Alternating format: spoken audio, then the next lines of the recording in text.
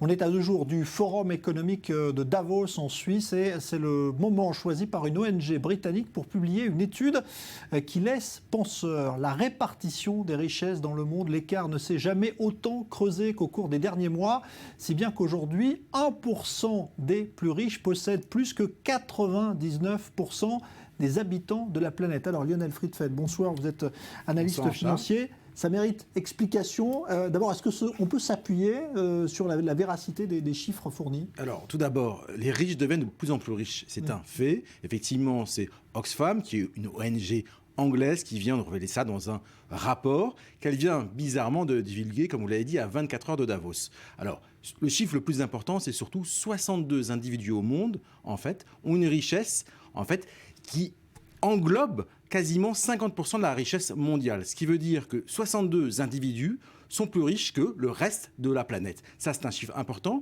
Mais le deuxième chiffre important, c'est qu'il y a 5 ans, ce chiffre était de 388 individus. Ce qui veut dire effectivement que l'écart s'est creusé dans la fabrication de richesses. Ce qui est important de noter également, vous l'avez dit, c'est que ça intervient près de Davos.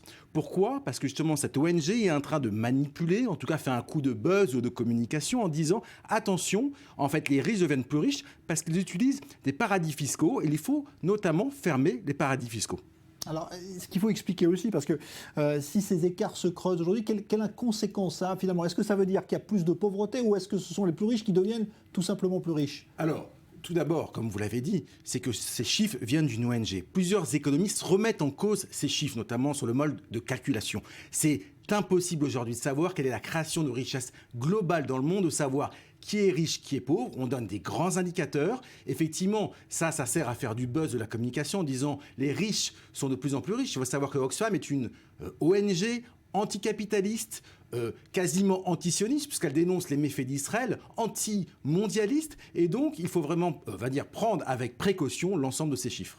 Qu'est-ce qu'on va en faire de ces chiffres à Davos, justement? On va les évoquer? Ça va susciter des réactions? On va les évoquer, surtout elle dénonce simplement que 9 sociétés sur 10 présentes à Davos utilisent des paradis fiscaux, donc ils vont essayer encore de renforcer la lutte, notamment contre le blanchiment d'argent et les paradis fiscaux.